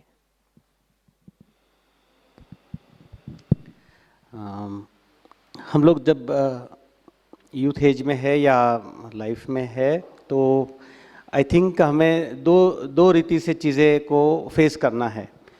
या हम ऐसा करें जो हमारी लाइफ में कोई रिस्क ना आए, कोई ऐसा नेगेटिव बिहेवियर ना आए, कोई नेगेटिव बात ना हो, जो एक it is one kind of preventive measures या प्रोटेक्टिव चीज़ है। आज हम बाहर जाते हैं तो मम्मी कहती है कि हेलमेट पहन लो, सर्दी या बारिश है तो हम छाता या उस प्रकार के वुलन क्लोथ्स पहनते हैं। तो कहने का भाव है कि वो रिस्क को मिनिमाइज़ करना, नेगेटिव थॉट्स को, नेगेटिव बातों को, या हमारी ऐसी कोई परिस्थिति ना आए उसको हम आइडेंटिफाई करके उसको हम मिनिमाइज़ करें। तो ये एक समझदारी, अवेयरनेस हमें सीखनी चाहिए। ये चीज़ें मोस्टली हमको सोसाइटी या पेरेंट्स हमको कहते हैं, खुद भी डेवलप करनी चाहिए, करते हैं जैसे जैसे मैच्योरिटी बढ़ती है।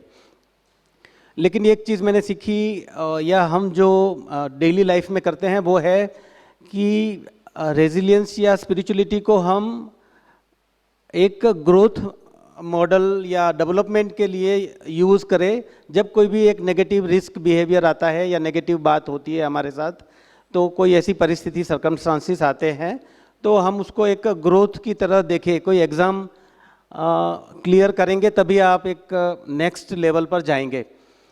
हमारे यहाँ पे हम हर रोज़ यहाँ पे ज्ञान को सुनते हैं सुबह, अच्छे मोटिवेशन चीज़ें होती है वो। तो कहता है कि एग्ज़ाम नहीं आएगी तो आप एक स्टेप आगे फॉरवर्ड कैसे बढ़ोगे। तो या आप ऐसे काम करो या ऐसी चीज़ें आप अपने पास प्रोटेक्टिव मेजर्स रखो जो परिस्थिति आए ही नहीं। जैसे हम एग्ज़ाम की प्रिपरेशन पहले ही सही करते हैं तो फेलियर आएगा ही नहीं, और फेलियर आ गया तो फिर आप उसको कैसे डील करोगे, वो चीज़ आपको फिर एक स्टेपिंग स्टोन के रूप में आपको उसको लेना है और फिर उसको आगे बढ़ाना है। इस प्रकार से हम हमारे स्पिरिचुअलिटी और रेजिलियंस को लेकर उसको इंक्लाइन करके इस चीज़ को हम फेस करें तो वो चीज़ें ठीक रहेगी। इसमें विशेषकर हमको एक एटीट्यूड हमारा हेल्प करता है कि यहाँ पे हम लोग बहुत अच्छी बातें सुनते हैं जिसमें हमें चीज़ें सुनाई जाती है कि भाई तो अब गिर गए हो तो खड़े हो जाओ वापस। भाई गिरना हर कोई है, तो गिरे हैं तो खड़े हो जाए, वापस काम करो। मतलब जब तक हम सक्सेस ना हो आप खड़े हो जाओ, वापस करो। अगर कोई गलती हुई है तो 10 गुना अच्छा काम करो जो आपको एक अच्छा इंटरनली अच्छी फील बात कराएं। तो इस प्रकार के एटीट्यूड हमें डेवलप करने पड़ेंगे कि जिससे हम अपने फेलियर को या कोई रिस्क है लाइफ में या नेगेटिव बातें हैं उसको हम डील कर सकें। अशोक भाई, आपसे स्पेसिफिक अंदर से एक सवाल आया है जो श्रोता है वो पूछ रहे हैं, आपके जॉब रिलेटेड है, आप उसको जवाब देना चाहे तो ठीक है। गवर्नमेंट जॉब में आजकल जितना करप्शन है, फरेब है, तो ऐसे सिचुएशन को आप कैसे हैंडल करते हैं? अध्यात्म इसमें कैसे मदद करता है? तो आप जितना भी देना चाहे, क्योंकि इस स्टेज से हमें थोड़ा वो भी ध्यान रखना पड़ेगा। हर इंस्टीट्यूशन का, हर डिपार्टमेंट का एक प्रोज एंड कॉन्स होता है, और हर जगह पे ये चीज़ें हैं। कोई भी जगह पे वो चीज़ को हम डिनाई नहीं कर पाते हैं, वो कोई भी हो, एक इंडिविजुअल हो, कोई एक इंस्टीट्यूट हो।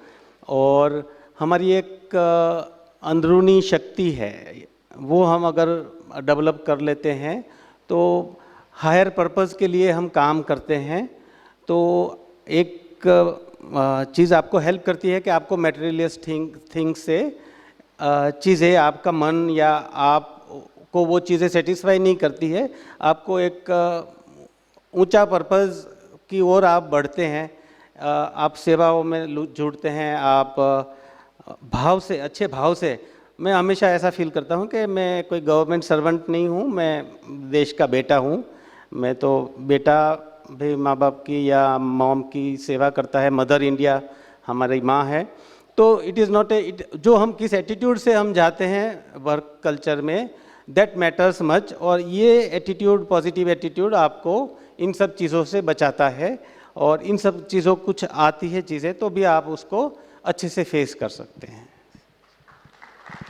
आशा करते हैं जिन्होंने पूछा था उनको क्लेरिफाई हो गया होगा।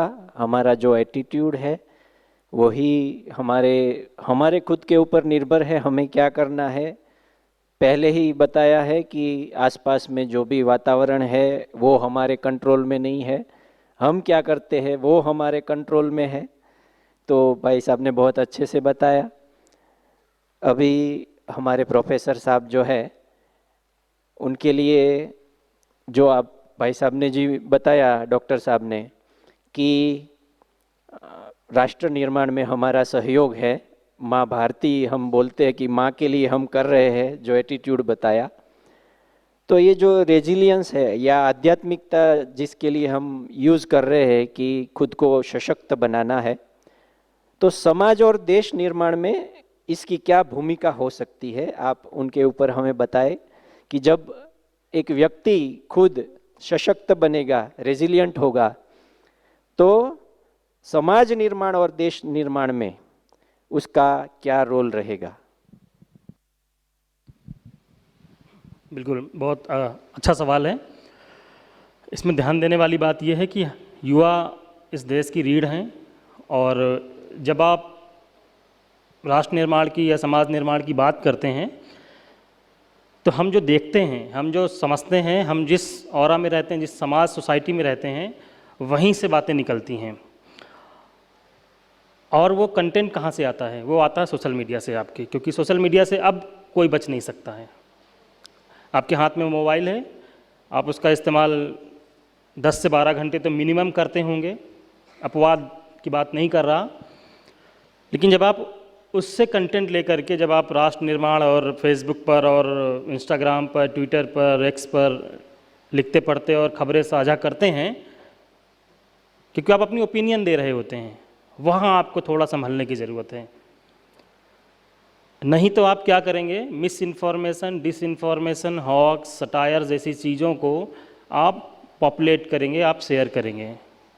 उससे फिर एक नई चीज़ का निर्माण हो जाएगा और वो समाज को घातक कर देगी। देश में ऐसे बहुत सारे हादसे हुए जो सिर्फ और सिर्फ इन्हीं वजह से हुए, इन्हीं सोशल मीडिया की खबरों की वजह से या सूचनाओं की वजह से हुआ। तो आप क्या करें?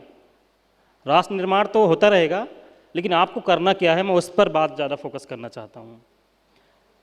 मैं चाहता हूँ कि आप कम से कम महीने में 3 बार 4 बार अपने आप को डिजिटली डिटॉक्स करें। कम से कम अपने मोबाइल से आने वाली सूचनाओं को,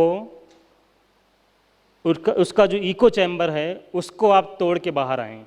इको चैम्बर क्या होता है, मैं थोड़ा सा प्रकाश डाल देता हूँ। आप अपने मोबाइल फ़ोन पर यूट्यूब देखते हैं या फेसबुक देखते होंगे, तो आपको एक तरीके की सूचनाएं दिखती हैं। आपको लगता है कि देश पूरा एक ही विचारधारा का है, या देश में सिर्फ एक ही चीज़ चल रही है, या हमारे मोहल्ले में सिर्फ यही खबरें चल रही हैं। एक तरीके का माहौल आपको दिखने लगता है। यूट्यूब पर आप एक लाइन लिखिए कि या आप डिजिटल मार्केटिंग करते होंगे, या कुछ सामान आप ऑनलाइन परचेज करते होंगे, तब आप देखिए कि आप टी शर्ट डालिए तो आपके पास टी शर्ट्स का ही सब कुछ दिखाने लगता होगा। आपको लगता है देश में सिर्फ यही बिक रहा है, या शूज़ बिक रहे हैं, या कुछ और हो रहा है। ऐसे ही सूचनाएं होती हैं। आप यहाँ बैठे हैं माउंट आबू में, तो आपको माउंट आबू के आसपास की सूचनाएं आ रही होंगी। आप कहीं और जाएंगे तो आपको वहाँ की सूचनाएं आ रही होंगी। तो ऐसी ही अब कई बार सूचनाएं गलत हो सकती हैं, 99% गलत होने के चांसेस हैं। ऐसे में आप क्या करें, उसको चेक करना समझें, कैसे चेक करें, कैसे उसको वेरीफाई करें। और इसका नियम एक बहुत सीधा नियम है। आप अपने यूट्यूब चैनल को 2 जीमेल आईडी से खोलिए, और आप देखिए कि एक में आप डालिए लता मंगेशकर के सॉन्ग्स, और एक में आप कुछ और डाल दीजिए। तो आपको लगेगा आपका फ़ोन एक है, लेकिन चैम्बर अलग अलग हैं दोनों के। तो आपको वही चैम्बर तोड़ के दूसरे चैम्बर में जाना है। मैं क्या करता हूँ, मैंने फिर पहले भी बताया कि मैं अपने इको चैम्बर को तोड़ने माउंट आबू आ जाता हूँ, इस ईश्वरी विश्वविद्यालय के लोगों से मिलने लगता हूँ। तो मुझे लगता है यहाँ तो कुछ भी ऐसा नहीं है, इतनी खुशहाली है, इतना लोग स्ट्रेस फ्री हैं। आप किसी से भी मिलिए, किसी भी बीके भाई बहन से मिलिए, तो आपको लगेगा नहीं कि स्ट्रेस है। और ऐसा नहीं कि स्ट्रेस नहीं है। आप अभी हो कि जहाँ से आए हैं वहाँ स्ट्रेस था। आप माउंट आबू की ट्रेन से, आबू रोड की ट्रेन से जब उतरे हैं, तब तक आपके पास स्ट्रेस था। और जब आप ऊपर चढ़े हैं, इस कैंपस के प्रांगण में आए हैं, तब आपको लगने लगा है कि रास्ता निकल सकता है। आप संयमित रहें, आप सेवा भाव अपने जीवन में लाएं, आप डिजिटली डिटॉक्स रहें और क्षमा करना सीखें। आपके अंदर क्षमा भाव नहीं रहेगा। और पर्पस ऑफ लाइफ, आपके जीवन का क्या उद्देश्य है? कमा के खाना, सो जाना? समाज के लिए आप क्या करना चाहते हैं? क्या आपने कभी किसी गरीब को खाना खिलाया? दूसरे परिवार को कभी किसी ने मदद की? वो मदद का भाव पैदा करना होगा। यही सब आध्यात्म है। अध्यात्म सिर्फ और सिर्फ आंख बंद कर लेने से नहीं आएगा। अध्यात्म अपने अंदर को पहचानने से आएगा, स्व आलोचना से आएगा। मुझे लगता है कि जब आप अपने जीवन में सब सोचने लगेंगे तो एक दृढ़ता भी आएगी और एक रास्ता निकलेगा। अभी लगने लगा है कि रास्ता नहीं है कुछ भी। यही मोबाइल एक रास्ता है आपके पास सिर्फ इंस्टाग्राम और सोशल मीडिया ही एक रास्ता है, नहीं, बहुत सारे और रास्ते हैं। अब इस संस्थान से अगर पहली बार जुड़ रहे हैं तो यहाँ के राजयोग को ज्वाइन करिए। यहाँ के बहुत सारी किताबें हैं, उनको पढ़िए और यहाँ के लोगों से संपर्क में रहिए। जब आप संपर्क में रहेंगे तो मैं गारंटी से कह सकता हूँ यहाँ के कोई भी बीके भाई बहन आपको वही बताएंगे जो सच होगा और सही होगा। तथ्यपूर्ण जानकारी ही आपको मिलेंगी। यही एक रास्ता मुझे नज़र आता है। बाकी आप लोगों को बहुत अच्छे से भाई साहब ने बताया। खुद को सुरक्षित रखना आज की दुनिया में, जहां मिस इन्फॉर्मेशन, फ्रॉड, फेक, बहुत सारा कुछ आपके पास आ रहा है, उसमें खुद को कैसे संभालना, अच्छे और सही लोगों के साथ जुड़े रहना, जिसमें हमारी ये ब्रह्मा कुमारी संस्था, भाई साहब ने बहुत अच्छे शब्दों में कहा कि जो सही है वही आपको यहाँ मिलेगा और आप 2 दिन से ये अनुभव भी कर रहे होंगे। तो अभी अंत की ओर हम जब जा रहे हैं, आप में से ही किसी के सवाल भी है साथ में, वो हम दीदी को ही पूछेंगे। अभी तक हमने जो अनुभव सबके देखे कि जो हमारा आत्मविश्वास, इनर स्ट्रेंथ, पावर, कॉन्फिडेंस बढ़ाने के लिए सभी वक्ता ने बताया कि मेडिटेशन का बहुत अहम रोल है, स्पिरिचुअलिटी का बहुत अहम रोल है। तो दीदी हमें विस्तार से इसके ऊपर बताएंगी कि स्पिरिचुअलिटी क्या हेल्प करेगी, उसको हमें कैसे प्रैक्टिस में लाना है, उसी में जो चुनौतियाँ आती है उसमें ये चुनौतियों के ऊपर ही प्रश्न है जैसे आजकल डिप्रेशन है, एंगर है, एंजाइटी है, स्ट्रेस है, बहुत बढ़ गया है, और उसके वजह से फिर धीरे धीरे नशे की ओर युवा बढ़ते जा रहे हैं, नशा खूब बढ़ रहा है। तो एंगर या एंजाइटी से कैसे बचे और नशे से मुक्त कैसे हो, ये सवाल श्रोतागण से ही आया है। तो साथ में ही जोड़ते हुए हम दीदी से पूछेंगे कि आध्यात्मिकता हमारे जीवन में हम कैसे लागू करें खुद को एम्पावर करने के लिए, और ये जैसे बताया कि व्यसनों से मुक्त कैसे हो, एंगर एंजाइटी से कैसे बचे दीदी जी, और अंत में हमें बहुत सुंदर मेडिटेशन अनुभव भी दीदी करवाएंगी। ओम शांति। एक बारी किसी ने दादी जी को प्रश्न पूछा था, हमारी दादी जानकी जी जो 104 की उम्र तक रही थी और फिर 2020 में उन्होंने अपना शरीर त्याग किया था। Is spirituality a reality? तो दादी ने जवाब में क्या बताया था कि क्या आपकी फीलिंग्स रियल है? जब हमारे फीलिंग्स में स्वच्छता, शुद्धता, सच्चाई, प्रेम भावना आती है तो this is spirituality. The basis of spirituality is pure feelings for the self, for others. अभी इस चर्चा में कई बारी टॉपिक आई है पर्पस की, और आप देखेंगे नेचुरल किंगडम में, इस प्रकृति में आप देखेंगे एक एक चीज का अपना निज गुण है। Every human being at the same time has its original quality. और जब हम थोड़ा सा ध्यान अंदर के ओर रखते हैं तो वो गुण जैसे इमर्ज होता है।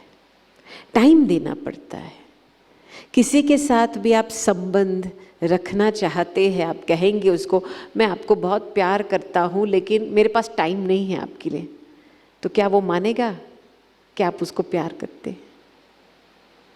तो खुद के अंदर वो प्रेम की भावनाएं जागृत करनी है तो खुद को टाइम देना बहुत ज़रूरी है। उसमें साइंस ने हमको बताया है कि जैसे आप सवेरे उठते हैं, विदिन द फर्स्ट 10-15 मिनट्स जो भी आप संकल्प रचेंगे, जो भी आप फीलिंग्स क्रिएट करेंगे, उसका एक पूरा मूड बन जाता है, सेट हो जाता है। सारे दिन का एक मूड सेट हो जाता है। अभी आप सवेरे के समय पे आप खुद के लिए टाइम नहीं निकालते हैं श्रेष्ठ संकल्प करने के लिए, शुभ विचार करने के लिए, थोड़ा बहुत मेडिटेशन करने के लिए, और बस सीधा मोबाइल फ़ोन को लेकर के फेसबुक, ट्विटर, तो you are giving away your power at the beginning of the day. तो आपकी स्मृति में सारा दिन क्या रहेगा? जो भी आपने पढ़ा है वही रहेगा। तो आपको लगेगा कि आपकी लाइफ आपकी नहीं है, कोई और चला रहा है। तो the first place to reclaim your feelings and your power is first thing in the morning. क्योंकि हमको पता है मूड कितनी पावरफुल चीज़ है। आपका जब मूड अच्छा होता है तो जो भी आता है दिन में नो प्रॉब्लम, लेकिन जब मूड बिगड़ा हुआ होता है तो फिर क्या होता है? छोटी बात भी बड़ी लगती है। तो ये जो सवेरे का समय है जिसमें हमारे पास 10, 15, 20 मिनट के लिए हम खुद के साथ एक ऐसा शुभ वार्तालाप शुरू करें। एक आपको जो चीज़, जो एक कुछ सीखने को है, कुछ एक ऐसा गुण धारण करना है पेशेंस का, उसके ऊपर रिसर्च करके उसी समय आप वो चीज़ के लिए पढ़ो, स्टडी करो, थोड़ा मेडिटेशन में बैठो, क्योंकि you are raising your frequency at the morning of the day. तब उस लेवल पे आप मेंटेन कर सकते हैं, क्योंकि आपकी पूरी अंदर की इमानत आपकी संकल्प शक्ति है, आपकी फीलिंग्स है। तो दिन की शुरुआत में आप उसको हाथ में ले रहे हैं तो आपकी ही बनी रहती है सारे दिन पे। You are in command. लेकिन जब दिन की शुरुआत में आपने किसी और को दे दिया अपने फीलिंग्स, अपना ध्यान, अपने संकल्प शक्ति, you are not in control any more. तो ये जो सारी बातें आ रही है, क्या करें, मजबूरी की बातें, डिपेंडेंसी की बातें, अरे क्या करें, बहुत सारा प्रेशर आ रहा है, ये गुलामी की बातें है। Because we are in the mode of being slaves. अधिकार छोड़ा है हमने। Spirituality is about reclaiming your self-sovereignty from inside. The power of your thoughts, the power of your feelings, the power of your decision making, the power of your action. आप natural दुनिया में देखेंगे, सूर्य अपना काम करता है, उसको पता है उसको क्या करना है, उसको रोशनी देनी है, ठीक है। अभी जब बादल आता है तो सूर्य थोड़ी कंप्लेन करता है, अरे बादल मेरे सामने क्यों आया है, मैं अपना रोशनी बंद कर दूंगा। आने दो, बादल आएंगे जाएंगे, सूर्य अपना काम करेगा।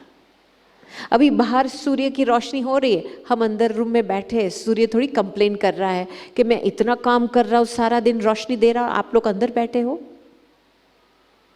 तो somehow we have lost connection with this natural गुण inside, कि मुझे क्या करना है, irrespective of anything else.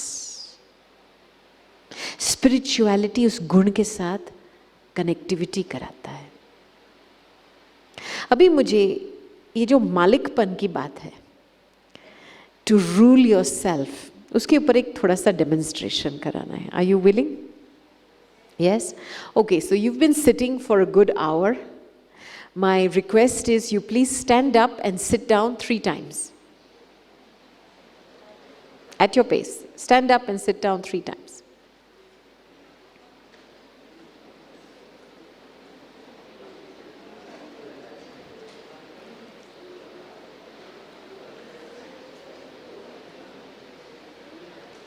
Okay. Okay? अभी आप थोड़ा अलर्ट होकर के बैठिए। Put your notebook and pen to one side. और हम थोड़ा मेडिटेशन का अभ्यास करते हैं अभी। थोड़ा गहरा श्वास लीजिए, होल्ड, धीरे धीरे श्वास को छोड़ो। दोबारा एक गहरा सांस लीजिए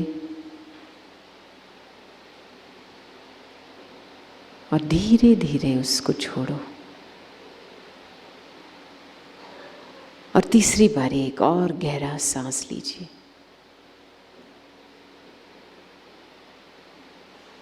और उसको धीरे धीरे छोड़ो। और जैसे आप सांस को छोड़ते हो, अपना पूरा ध्यान इस वर्तमान समय में एकाग्र करो।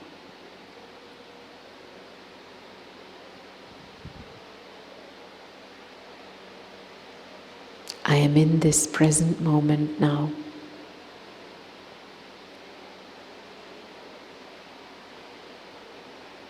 और अपने श्वास को ऑब्जर्व कीजिए।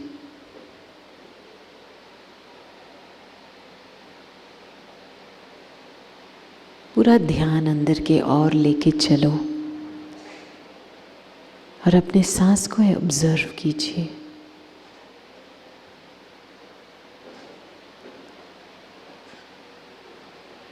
अभी उस ब्रेथ को फॉलो करके उसके स्रोत तक चले जाए।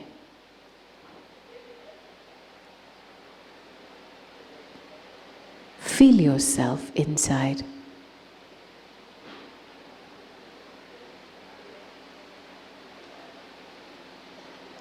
कौन सी शक्ति है अंदर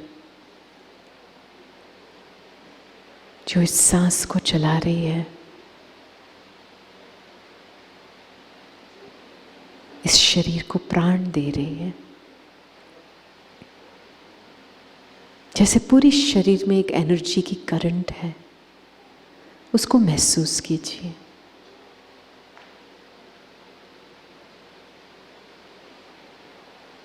अभी उस पूरी एनर्जी की करंट को विजुअलाइज करके सी इट राइजिंग अप, ऊपर आ रहा है,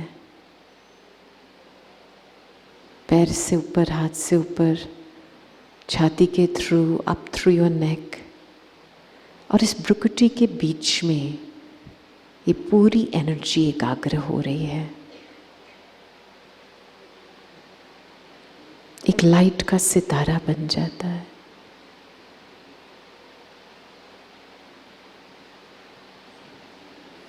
Concentrate all your energy into that ball of light. और थोड़े समय के लिए अपना देह का नाम रूप से भी न्यारा बन जाओ और वो लाइट का गोला बन जाओ, कंप्लीटली फ्री।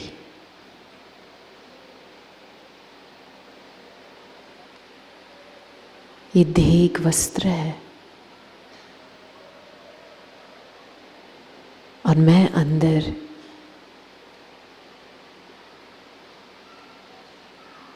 इस देह को चलाने वाली एक शक्ति हूं।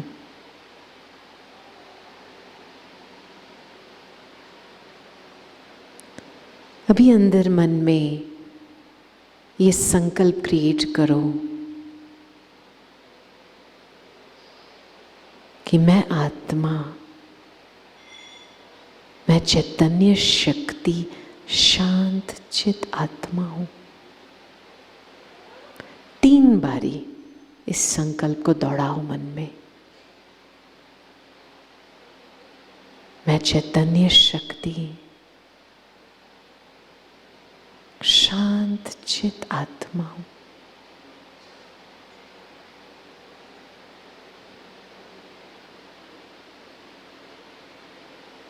मैं चैतन्य शक्ति,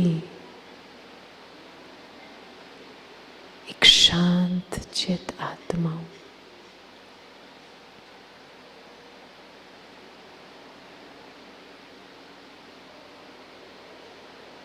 Feel yourself in the driving seat, प्रकृति के बीच में आपका सिंहासन है।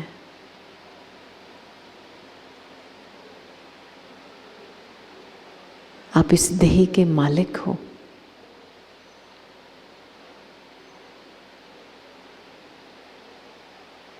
अभी इस मालिकपन की स्मृति में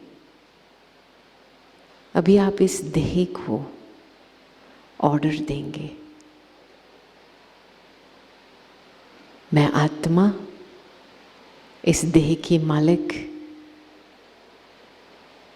मैं अपने चॉइस से अभी 3 बारी इस देह को उठाती हूँ और 3 बारी बिठाती हूँ। तो इसी स्मृति में और इसी संकल्प को लेकर के I the soul choose to stand up, I the soul choose to sit down। अभी आप 3 बारी उठो और बैठो इसी स्मृति में।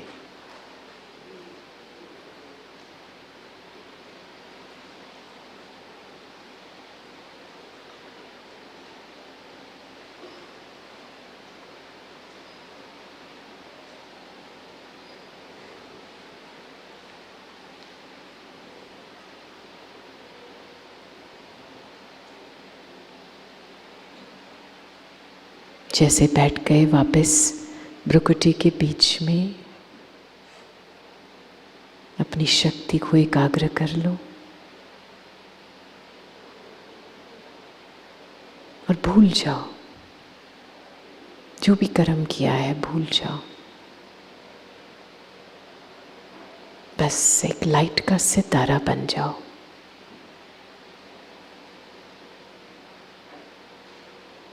Full stop.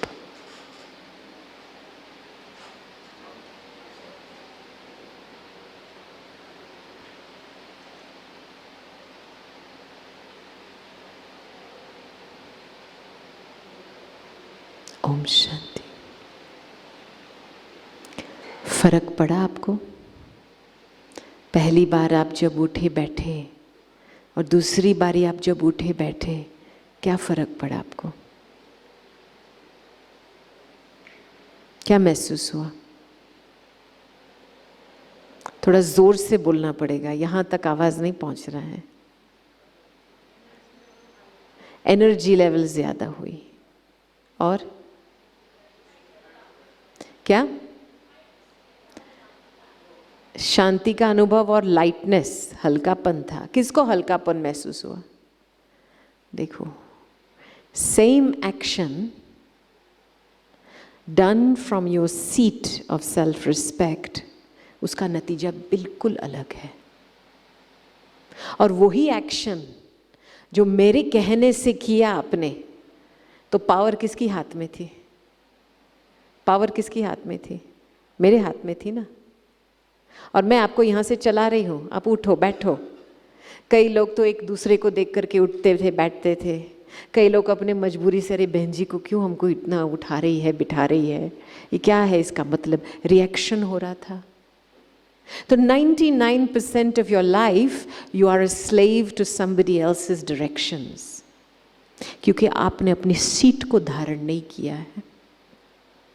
जैसे आप वो सीट को धारण करते हैं, बल कोई भी इंस्ट्रक्शन आपको देवे, लेकिन आप अपने चॉइस से कुछ कार्य करेंगे तो उसमें शांति, हल्कापन, फ्रीडम महसूस होता है। Then you are in charge of your life. तो यही है spirituality, is this, is reclaiming that seat of self sovereignty again, ताकि जो भी आंतरिक गुण है आत्मा में, शांति की शक्ति है, प्रेम भावना है, लाइटनेस है, विजडम है, वो सरल रीति से बाहर प्रत्यक्ष हो। Because it's all there. लेकिन हमको अपनी पोटेंशियल को महसूस क्यों नहीं, फील क्यों नहीं होता है? क्योंकि हम अपने सीट पे नहीं बैठे हैं। This is the little micro shift you have to learn from here. सब कुछ चलाना, नो प्रॉब्लम, कुछ भी होगा। जब सीट पे बैठते हो तो आप कुछ भी चला सकते हैं, धैर्यता से, प्रेम भाव से, क्षमा भाव से। तो मेरी ये शुभ आशा है कि आप सभी इस बात को थोड़ा सीरियसली लेकर के, at least when you leave this retreat, you will have practiced this again and again and again. क्योंकि ज्ञान तो बहुत सुना है, कहानियां बहुत सुनी है, लेकिन आपकी पावर आपके हाथ में आएंगी only when you keep practicing sitting on your seat again and again and again. Okay? Om Shanti.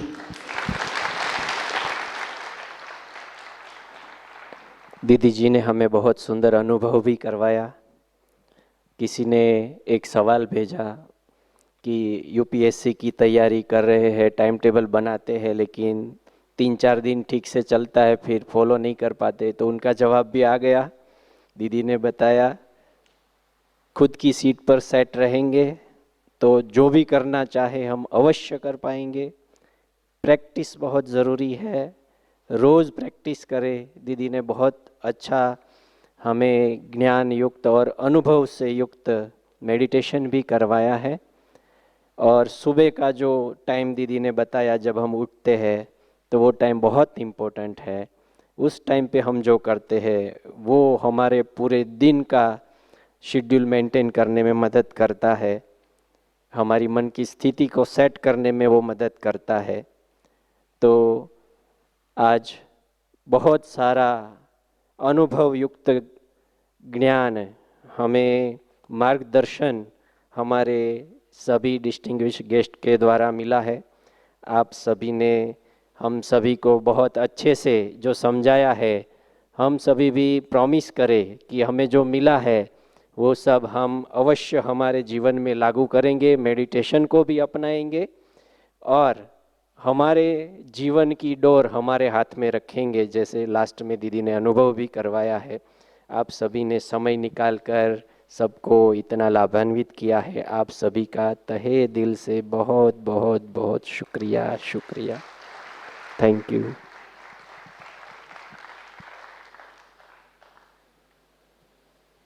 One minute silence में बैठेंगे।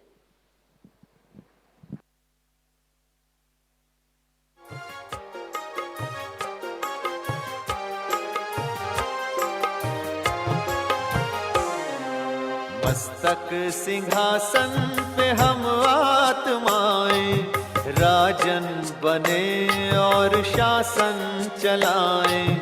कर्मेंद्रियां कर्मचारी हमारी, भ्रिकुटी बीच दरबार अपना सजाएं।